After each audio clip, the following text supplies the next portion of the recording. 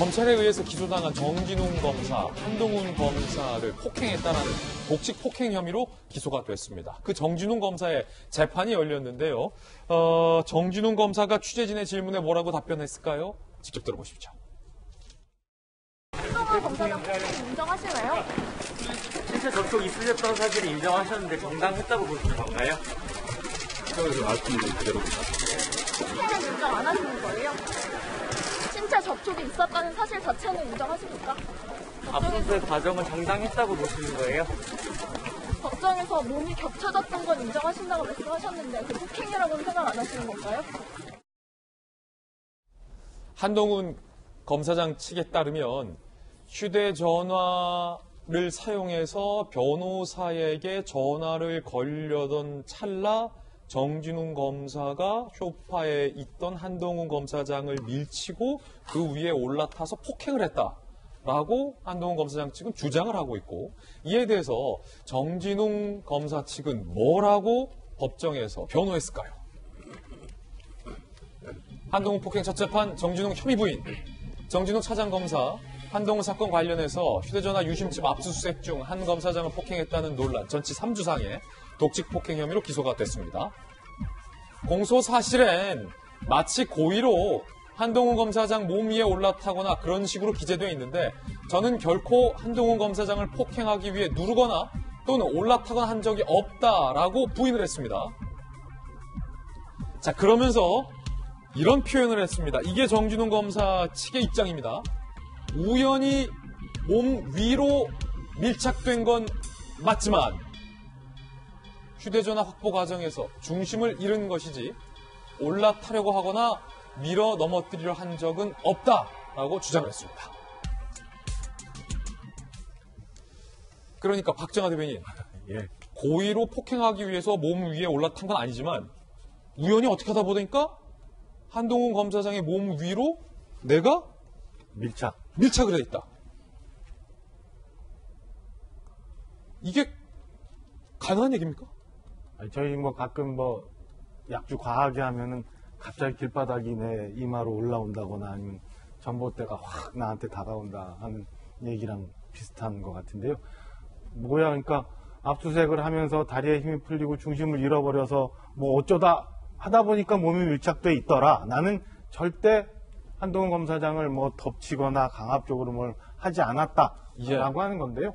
그래서 이제 첫째 하나는 우선 정진웅 검사 측에서도 몸이 밀착돼 있어 어떻게든 붙어 있었다는 건 인정을 하고 있는 거였는데, 그러니까 밀착 관계는 인정하고 있는 거예요. 그건 인정하고 있는데 고의적이 아니었다. 내가 다리에 힘이 풀리거나 아니면 우연히 압수수색 과정에서의 긴장감과 이런 것 때문에 중심을 잃었다라고 얘기하는데요.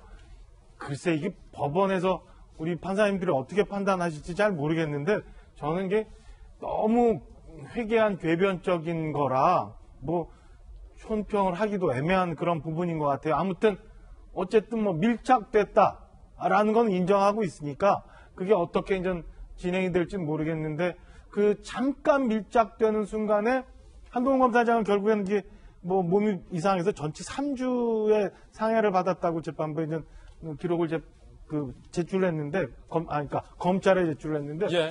잠깐 우연히 밀착된 거로 전치 3주를 받을 정도의 충격이 가해질까라는 점도 조금 의심스러운 대목이에요. 정진웅 검사님이 굉장히 거구인지 사진 보면 그렇지 않은 것 같은데, 네. 여러 가지 해석과 의문을 낳게 하는 변론이었습니다. 자, 이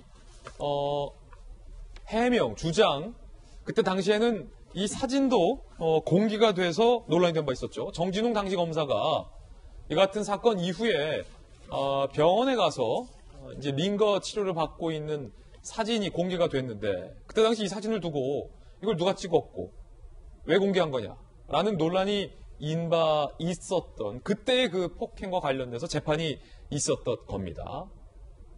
자, 보고 계시고요. 정혁진 변호사님. 네.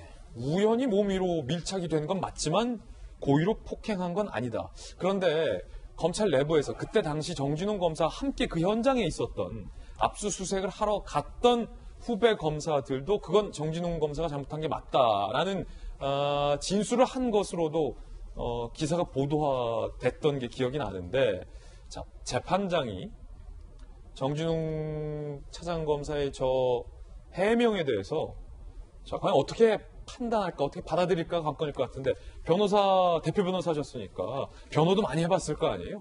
훌륭한 변호 전략이라고 보십니까? 변호 전략이 없어요. 왜냐하면 제 개인적인 그야말로 사견입니다. 예. 법리는 정진웅 차장보다는 한동훈 검사장이 훨씬 더 밝을 것이다. 저는 그렇게 생각을 갖다 하고요.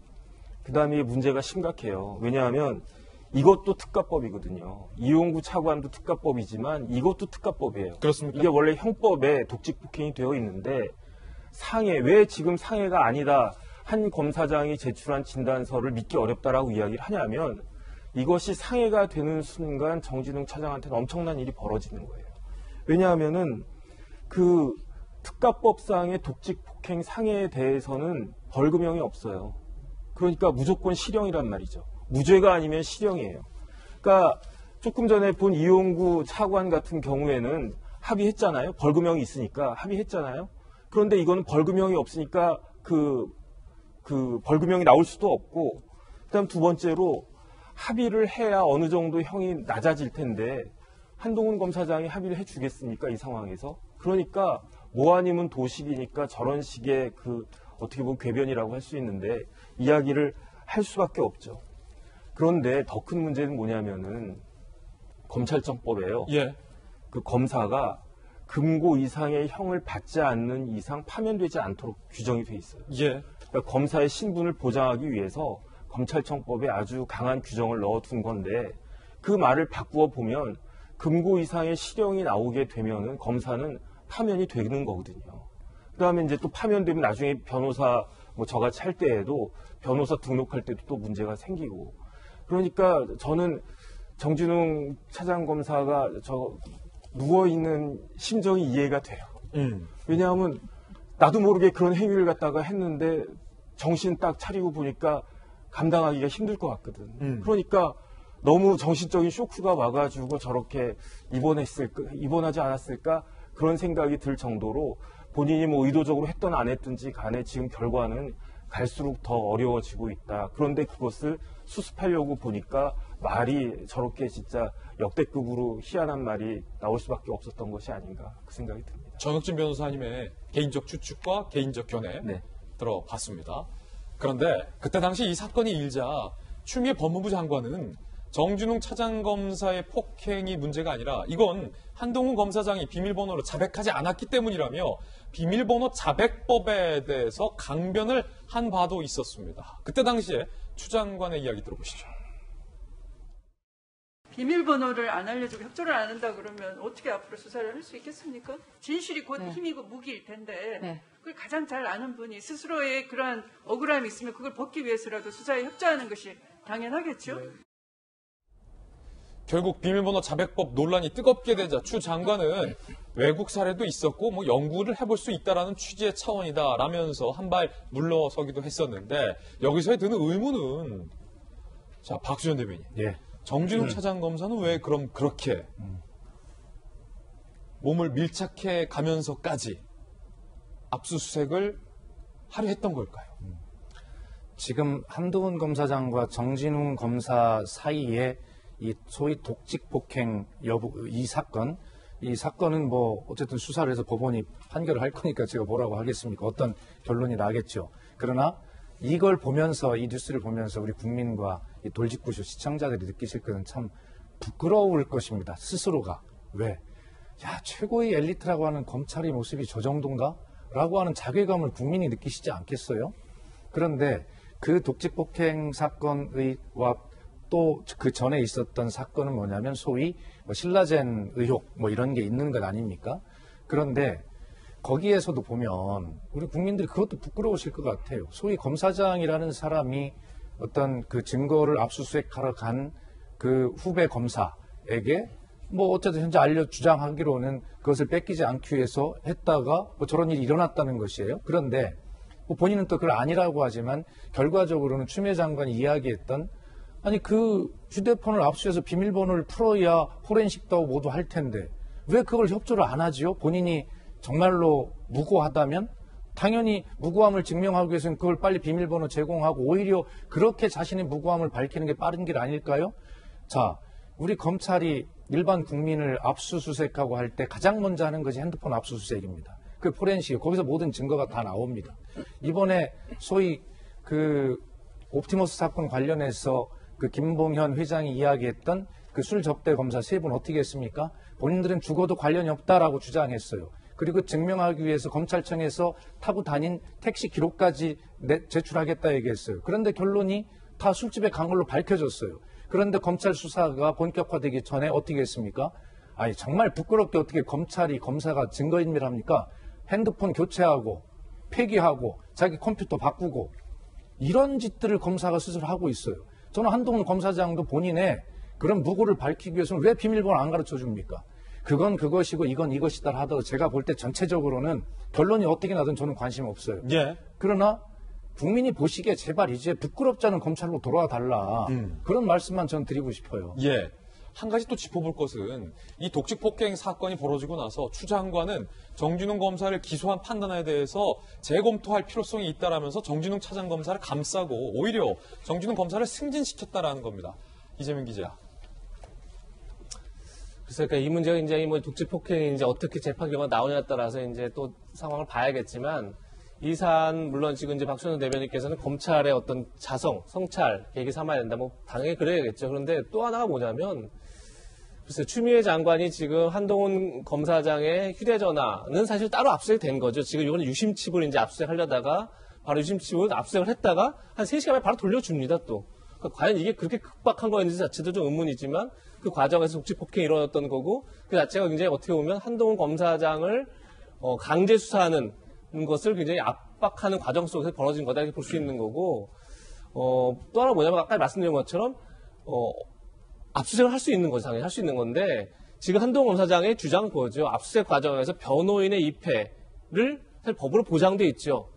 그렇기 때문에 그것을 본인도 본인의 권리를 주장하는 과정 속에서 지금 한동훈 검사장이 뭐 본인의 주장에 따르면 뭐 몸위로 밀착하게 됐다 우연히 이렇게 얘기를 하지만 어쨌든 본인의 권리를 다하려는 과정 속에서 벌어진 일입니다. 그러다 보니까 지난해 말이었나요? 다시 윤석열 검찰총장이 피의자의 압수수색 과정에서 변호인 입회를 더 보장하라 이런 이제 지시를 내리게 되죠.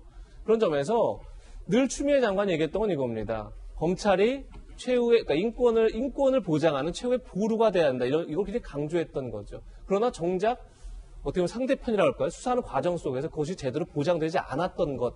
그것이 이제 이 문제 어떻게 보면 발달일 수 있다 이런 생각이 들고 그런 점에서 물론 이제 독직 폭행 여부야 법원이 판단하겠지만 이 수사 과정 속에서 과연 정당하게 이루어졌느냐 이 문제를 짚어봐야 되는 거고 또한 이제 그러면서 이 문제 자체가 한동훈 검사장을 수사하는 과정 속에서 사실 추미애 장관이 수사 지휘권을 발동했었죠. 그러다 보니까 좀 더 무리한 수사가 진행된 게 아닌가 이런 점도 검찰수사 한번 짚어봐야 되지 않을까 싶습니다. 결과적으로 추 장관 스스로가 주도했었다라고도 표현할 수 있었던 신라젠 취재 의혹과 관련해서 한동훈 검사장을 결국 검찰은 이성윤 중앙지검장이 이끄는 검찰은 기소하지 못했습니다.